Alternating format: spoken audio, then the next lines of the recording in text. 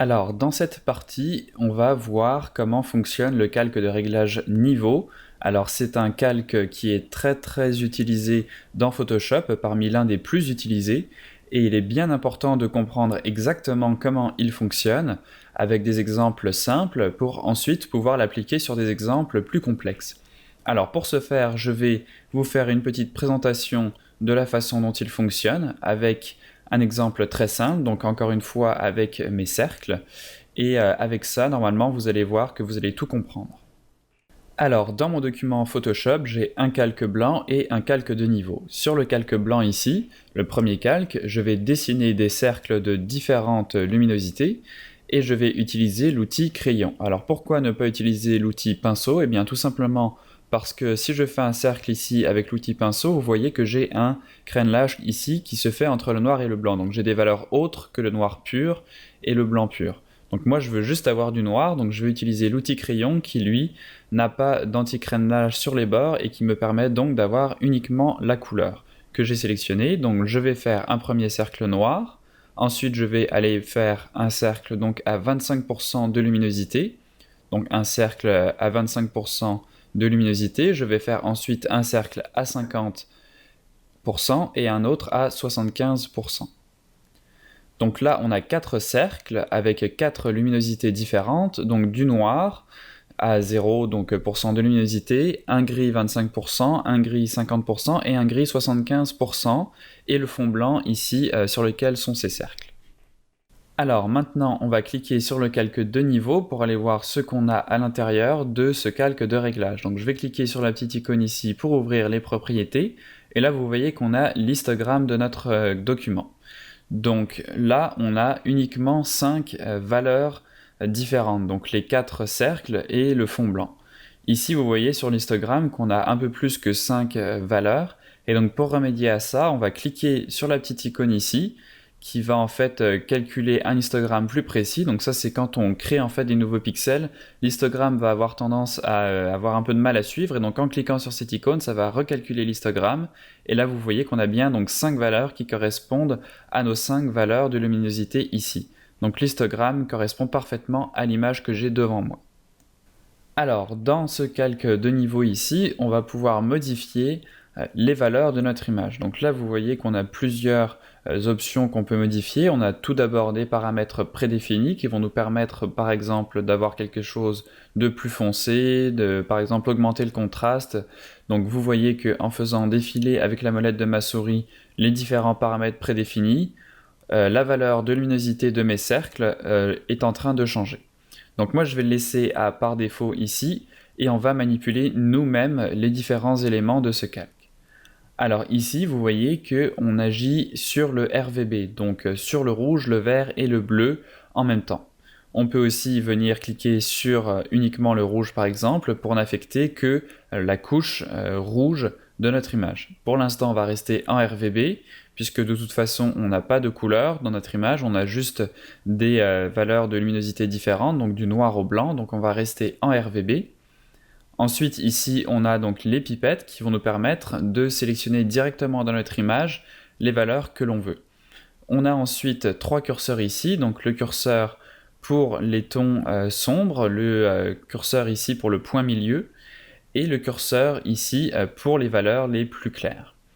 On a les niveaux de sortie ici, donc qui vont de 0 à 255, et qu'on va pouvoir également modifier. Alors pour l'instant, dans notre histogramme ici, vous voyez qu'on a 5 barres ici qui correspondent donc aux 5 valeurs, donc le rond noir à 0%, celui à 25, à 50, à 75, et le fond blanc ici, donc qui correspond à la plus grande barre puisqu'on a beaucoup de blanc dans notre image. Ici, donc, on a le point qui correspond au noir de notre image, donc pour l'instant les noirs sont à 0 et les blancs sont à 255. Donc c'est-à-dire que la gamme de valeurs qui est disponible dans notre image est complète. On peut avoir des noirs qui sont à 0 et des blancs qui sont à 255. Maintenant, si je veux rajouter un petit peu de contraste dans mon image, je vais pouvoir déplacer ce curseur ici et l'amener plus proche de ma deuxième barre.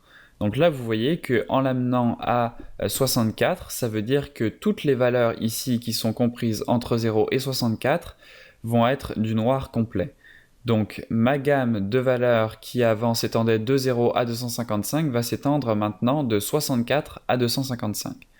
Donc si je reprends mon crayon ici et que je prends donc une teinte, une valeur pardon, de luminosité qui est en dessous de 64 et que j'essaie de dessiner sur mon calque, alors là j'ai pas pris la bonne valeur, donc désolé, je reviens prendre donc une luminosité ici qui est en dessous de 64, donc par exemple à 14%, donc qui est en dessous de 64, et vous voyez que si je peins, ça va être du noir. Donc je peux même l'augmenter un petit peu, toujours en restant en dessous de 64, et là vous voyez que c'est encore noir. Donc pourquoi ici en passant on a 64 et ici on est à 13? Si je vais à 64, vous voyez qu'on est bien au-delà de ce curseur ici. Eh bien pourquoi? Eh bien tout simplement parce que ici la valeur est en pourcentage, alors que ici on a de 0 à 255. Donc pour vérifier ça, on va faire un produit en croix. Donc si je vais de 0 à 255 et de 1 à 100, donc ça c'est la valeur ici de 0 à 255 et ça ici c'est la valeur en pourcentage. Donc nous on avait une valeur de 64 sur 255 et en pourcentage, donc qu'est-ce que ça va donner? Donc si on met 100 ici, on va faire donc un produit en croix. Donc là, je vais ouvrir ma calculatrice ici. Donc je vais faire 64 fois 100 divisé par 255 et ça me donne 25%. Donc vous voyez que ça correspond exactement à ce qu'on avait. Donc là, forcément, il y a des nombres après la virgule puisque forcément, il y a toujours une approximation. Mais si on arrondit, on arrive donc à 25 qui correspond donc bien aux 25% de luminosité que j'avais pour mon cercle ici. Donc c'est normal ici qu'on soit à 64 sur 255. En pourcentage, donc ce nombre ici est bien de 25%. Donc mon cercle ici qui était à 25% de luminosité se retrouve complètement noir. Si je reclique ici sur la petite icône, donc vu qu'on a dessiné, ça a remis des valeurs qui n'ont rien à voir avec ce à quoi correspond notre image. Donc je vais cliquer ici sur l'icône pour recalculer mon histogramme et là vous voyez qu'on se retrouve bien avec les 5 valeurs. Donc si je continue à pousser ici ce curseur pour l'amener vers le milieu, donc à 128, vous voyez que mon cercle qui était à 50% de luminosité, donc à 128 sur 255, devient noir lui aussi. Je peux faire la même chose dans l'autre sens, donc c'est-à-dire que là je vais prendre le curseur qui est le plus à droite et je vais le descendre à 75%. Et là, vous voyez que le cercle qui était à 75% de luminosité est devenu complètement blanc, donc on n'arrive plus à le distinguer puisque le fond de notre document est blanc lui aussi. Donc si je continue comme ça, vous voyez que progressivement, tous mes cercles vont disparaître puisqu'ils vont devenir complètement blancs.